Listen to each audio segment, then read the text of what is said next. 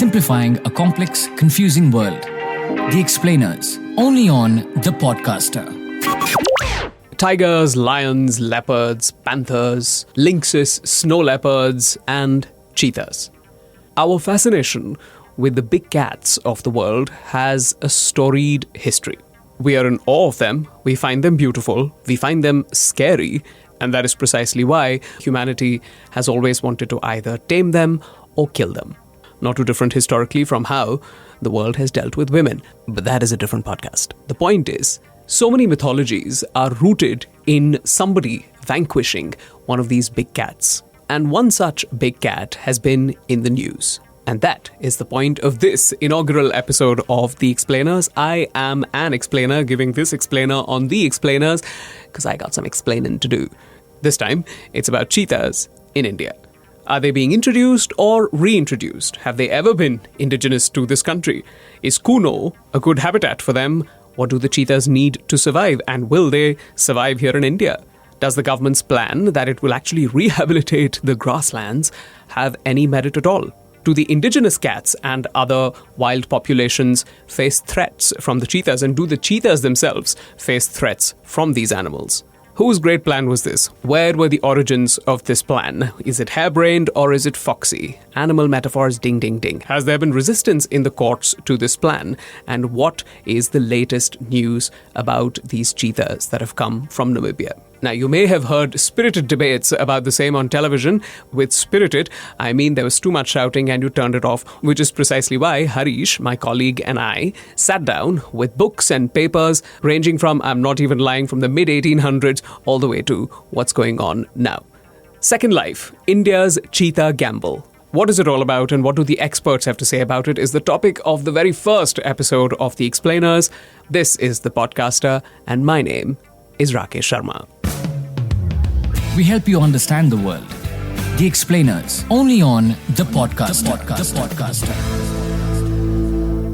All right. The cheetahs have not been seen in India since 1952, but are now back in the news thanks to the central government's desire to rectify that situation. On the 16th of September, Prime Minister Modi released 8 cheetahs into a temporary habitat in Kuno Palpur National Park in Madhya Pradesh, as I'm certain you've all seen, including the camera with the lens lid. Quite the birthday gift on the 16th of September, and quite the PR coup too, considering on the 17th of September, he also released the National Logistics Policy and said logistics in India should be progressing at the speed of a cheetah.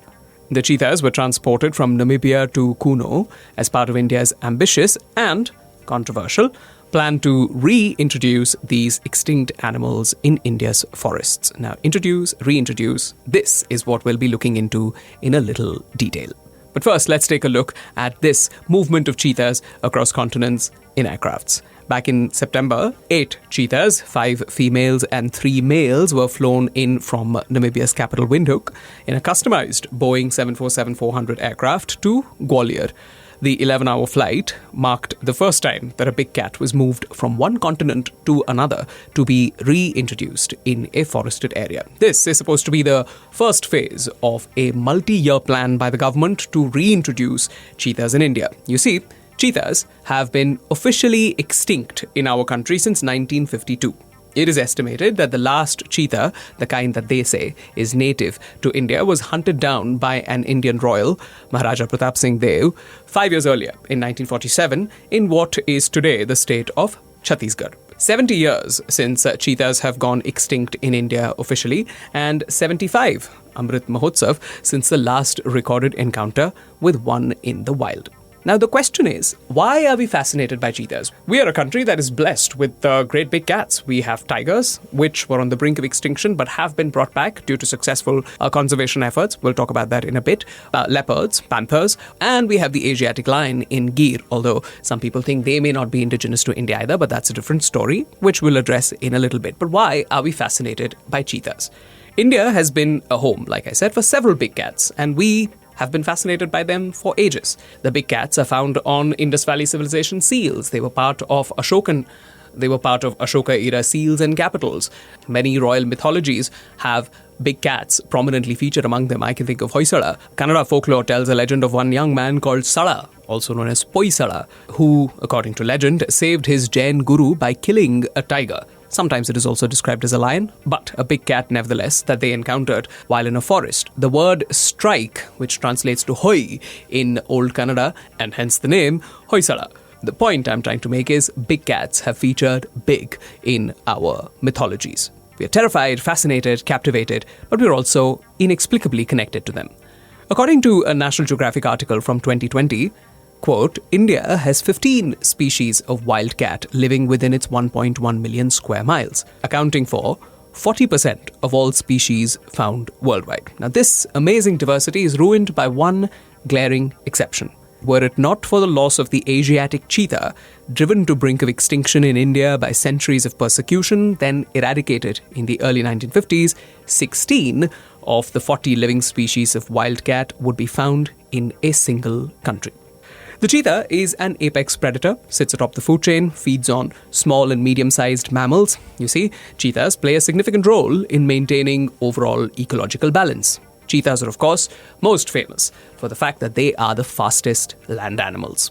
Long-legged and swift-moving, sleek and lithe, these cats can reach speeds of up to 110 kilometers per hour when they hunt. In human, or at least in car speed terms, cheetahs can go from 0 to 60 miles per hour or 0 to 96 kilometers per hour in just 3.5 seconds. These magnificent creatures can accelerate as fast as a sports car in just 3 to 4 strides. But they, of course, cannot sustain those speeds over long distances. With great speed comes great exhaustion. Their top speed drops off after 20 to 30 seconds and they need to slow down to catch their breath. The fastest recorded land speed by a mammal is held by a female cheetah called Sarah. She covered 100 meters in just 5.95 seconds. Usain Bolt, on the other hand, who holds the world record for the 100-meter sprint, covered the same distance in 9.58 seconds. So the fastest human athlete in recorded history reached a mere 28 miles per hour. Most of us average folks are much slower. Much slower. And that's why we are fascinated by the cheetah. It is built to hunt down prey, and it does so in magnificent speeds. For a people obsessed with speeds and races and who comes out on top, the fascination for cheetahs is easily understandable. It's a mix of culture, prestige, and an almost visceral fascination with apex predators that translates to the kind of place cheetahs occupy in the public imagination. Also, they are lithe, pretty, and have an adorably counterintuitive meow instead of a blood-curdling roar. Have you heard a cheetah roar? It's kind of cute. Listen to it. Here's one.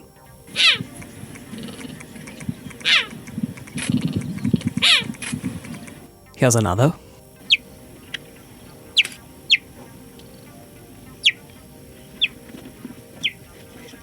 Is it a bird? Is it a toy car? No, it's a cheetah, an apex predator. But do those cute big cats, social media friendly cats if you will, belong here in India? That is the question. Let's start with the basics. It's more or less understood that human activity, human presence takes a gradual toll on nature over decades or centuries, and this has happened with cheetahs as well, especially in the modern era. But things were not always this dire. It is estimated that there were approximately 1 lakh cheetahs around the world at the start of the 20th century. By 2016, this was down to under 7,000. The Asiatic cheetah's natural habitat is spread over a vast area, from the Arabian Peninsula all the way to Afghanistan and India. In India, the habitat extended all the way to Tirunelveli district in present-day Tamil Nadu and to the northeastern states as well. Experts say the word cheetah is in fact derived from a Sanskrit word, chitraka, which translates to spotted or speckled. Records from the early 17th century show that some royal families in India owned cheetahs. That's right, they owned cheetahs.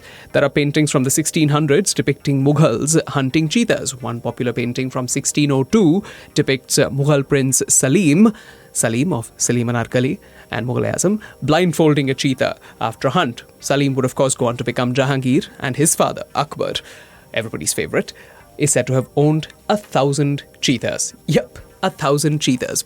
Now, where did this claim come from? Well, Divya Bhanu Singh, a former vice president of the Bombay Natural History Society, noted in his book, The End of a Trail, The Cheetah in India, that Akbar, who ruled between 1556 and 1605, had 1,000 cheetahs. They were used for hunting blackbuck and gazelle.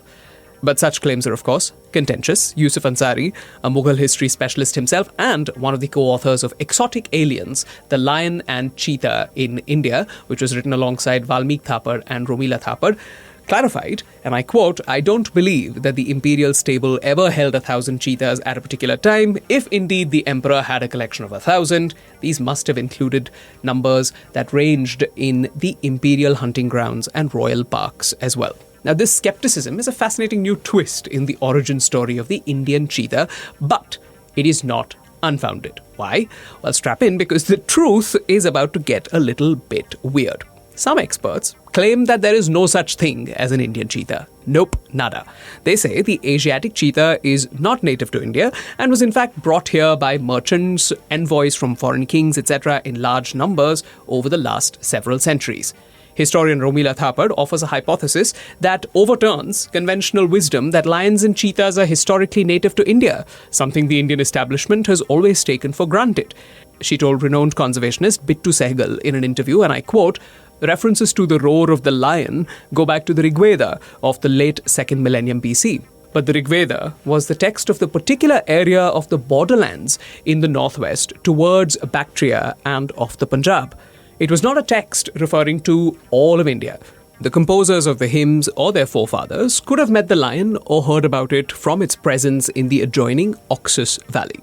There is one fierce animal that is clearly said to be indigenous to India and is described by Ctesias, who lived at the Persian court in the 6th century BC. This animal is neither a lion by any stretch of the imagination nor a cheetah, and most scholars who have studied the text tend to identify it as the tiger." Unquote.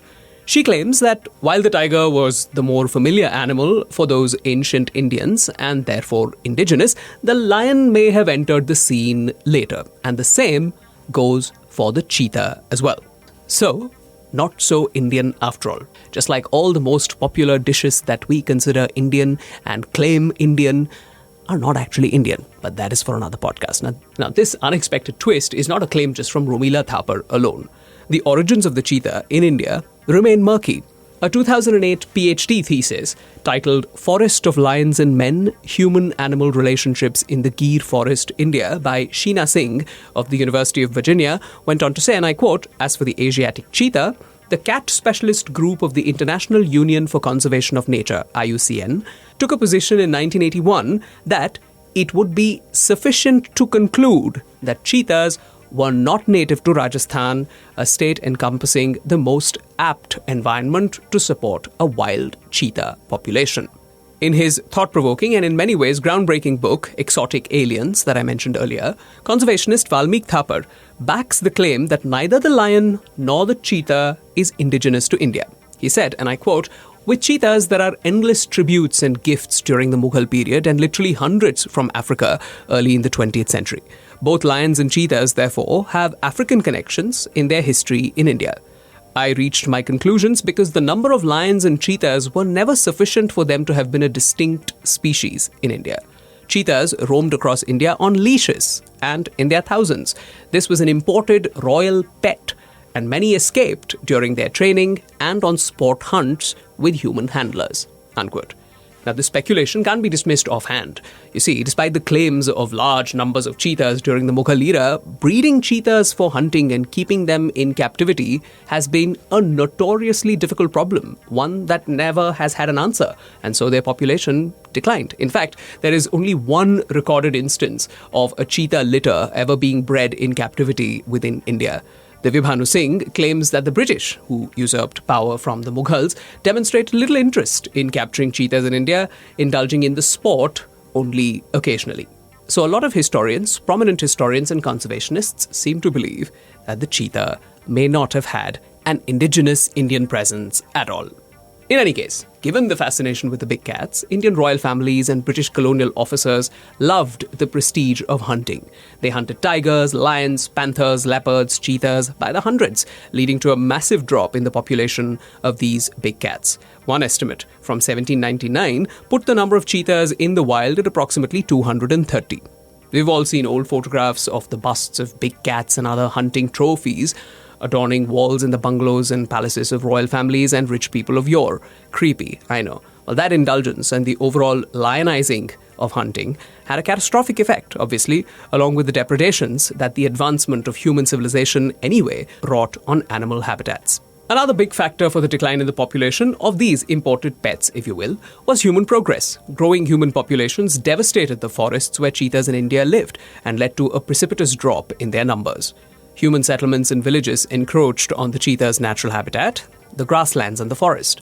The clash between human progress and animal habitat is a quintessential story of humans. We grow in number, build more houses, farm our food, and domesticate some animals, and this encroaches upon forests that house tigers, leopards, cheetahs, etc., which then leads to conflict. The cycle repeats until the predators either become extinct or are fenced off in sanctuaries.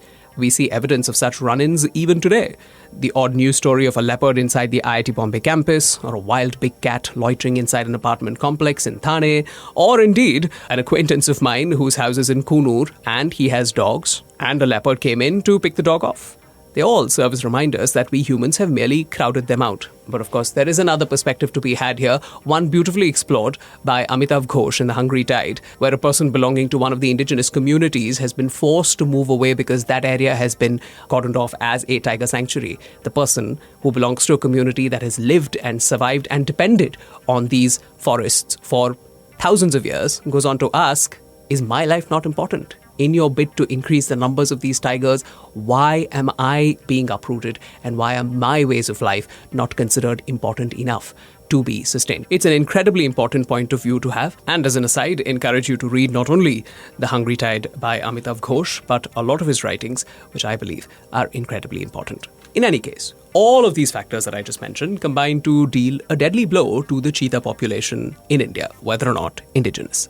So in an effort to restore this dwindling population, various Indian princes imported around 200 African cheetahs between 1918 and 1945. That's right, as Europe lurched from one great war to another, the first to the second, India's royal families worked to restore India's cheetah population by importing African cheetahs.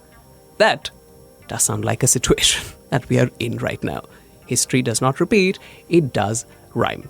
Despite all that, the Asiatic cheetah is now close to extinction. Well, more like on the brink of it, really. A nudge or two, and it's gone forever. It has been extirpated or eradicated locally in the entire habitat from Arabia to India, except in one place, and that's Iran. At last count, only a dozen or so cheetahs survive across Iran's hinterland. Even Iran has had problems.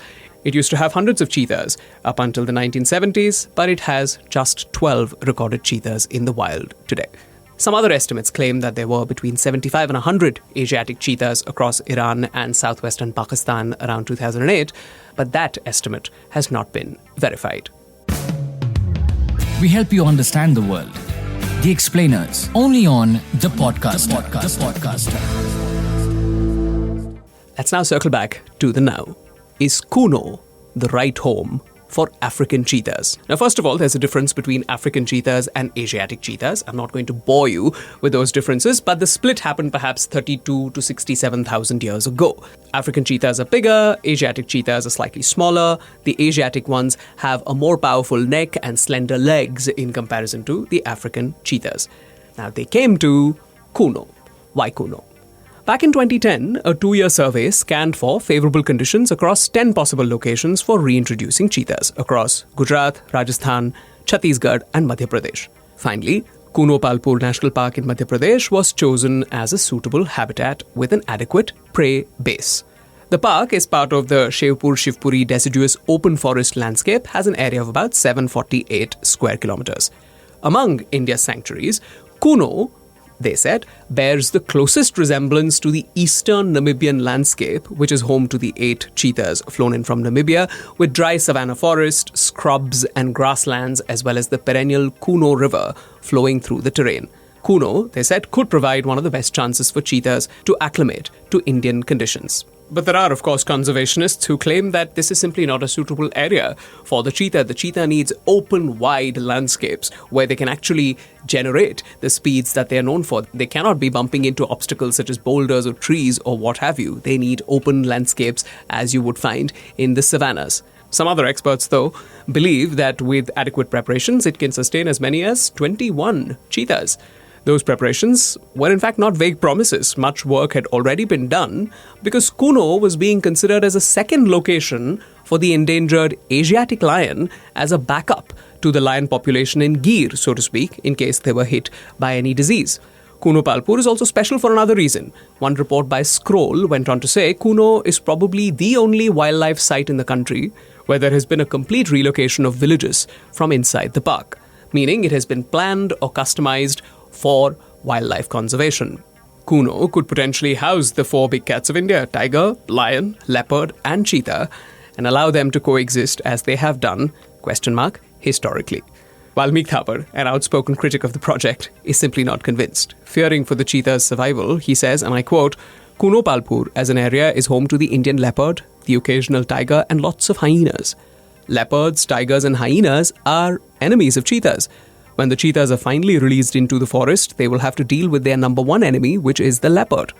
The leopard population will climb to 400 leopards, the hyenas will be in their hundreds, and both these animals will tear apart any cheetahs that you introduce. You're planning 35 to 50 cheetahs in the next 5 to 10 years? The cheetah has no hope in this, unquote. No words spared there. Thapar also says African cheetahs live on Thompson's gazelles and small antelope in Africa. And he says, we have not prepared or rehabilitated black buck herds. We have not rehabilitated Indian chinkara or four-horned antelopes. So what are the cheetahs going to run after? So we have an area with lots of problems. He also then warns that introducing an exotic species will make indigenous species suffer tremendously. Thapar claims forest officers will have their hands full ensuring the mere survival of these cheetahs, perhaps at the cost of them ignoring the other indigenous species that have always existed there. Vaibhi Jhala of the Wildlife Institute of India told the Indian Express that a 4-member delegation from South Africa, which visited the parks in Kuno and adjoining Ranthambore in September, was initially apprehensive about the survival of cheetahs in India. He went on to say, and I quote, the delegation saw that tigers, which are fiercer than cheetahs, were living in Ranthambore with merely a boundary wall dividing the forest area from the rural population. The cheetahs are far less a threat to human life and livestock. So clearly, there are risks and payoffs. The most obvious challenge that this project faces is the lack of adequate prey in Kuno for the African cheetahs. But Indian officials claim that Kuno has a very good prey base for cheetahs, comprising, like I said earlier, the 4-horned antelope, chinkara, nilgai, wild pig, spotted deer, and sambar. Another concern is that the introduction of the cheetah into India will bring new diseases in the country, or that they would die from diseases picked up in India. While some experts have tried to assuage those fears, it remains to be seen how the cheetahs adapt. Now, this is a good time to also remember that cheetahs are notoriously difficult to breed in captivity. As many as 35 cheetahs have been brought to India over the decades, but all of them died in 6 different zoos in India: Hyderabad, New Delhi, Kanpur, Kolkata, Trivandrum, and Mysore. Reports say that they died due to improper care and diseases, but whatever the truth may be, the reality is that cheetahs have been very difficult to sustain in India. Professor Adrian Todif of the University of Pretoria has been closely involved with this plan. He says he's estimating that at least 50 or 60 cheetahs will go to India within the next 5 or 6 years, and he also thinks there'll be a lot of scientific collaboration and so on and so forth. He did highlight a uniquely Indian problem that free-roaming cattle may be a major challenge to the introduction of cheetahs in MP and Rajasthan, and the officers are not doing anything about it. It's cows in India, Professor Todif. Get with the plan. Nobody does anything about them. But he does remain cautiously optimistic. He says, I saw the level of enthusiasm of the guards and the conservation people in Kuno. They're very excited, and they also realize what responsibilities are on them to look after these animals. So on the one hand, there are experts and specialists who claim that this particular habitat is A-OK, the cheetahs will survive, there will only be a growth in the number, and they have enough prey to sustain themselves. And on the other, there are several experts and specialists who say, no. Simplifying a complex, confusing world. The Explainers, only on The Podcaster. Now, whose plan is this reintroduction and what precedent does it have? This has been in the conversation ever since the 50s. A 2015 research paper by the Center for the Advanced Study of India at UPenn, University of Pennsylvania, noted that in 1955, the then State Wildlife Board of Andhra Pradesh suggested the reintroduction of the Asiatic cheetah in at least 2 districts of the state. Journalist Aditya Tarar noted last month that in the first meeting of the Wildlife Board in independent India in 1952, the government had suggested daring experiments for their conservation, calling for special priority to the protection of cheetahs in central India. That review, of course, led to more studies and eventually negotiations with the government of Iran, which fell through for more than one reason. There was political instability because the Shah just had been deposed, and because of all of those issues in Iran, no real headway was made. Again, sounds familiar, no? Another story claims that Iran did agree to give India a pair of cheetahs in exchange for a pair of wild lions, but Gujarat said, nope, no lions from us. Then there were talks with the Kenyan government in the 80s, and no result. And there were already talks in the early 2000s with the Namibian authorities, and I don't know where that went. But interestingly, India also requested Iran, once again, for access to the Asiatic cheetahs in an attempt to clone them at the Center for Cellular and Molecular Biology in Hyderabad. Yup, cloning. I mean, don't tell me I didn't warn you. A lot of this reads like satire.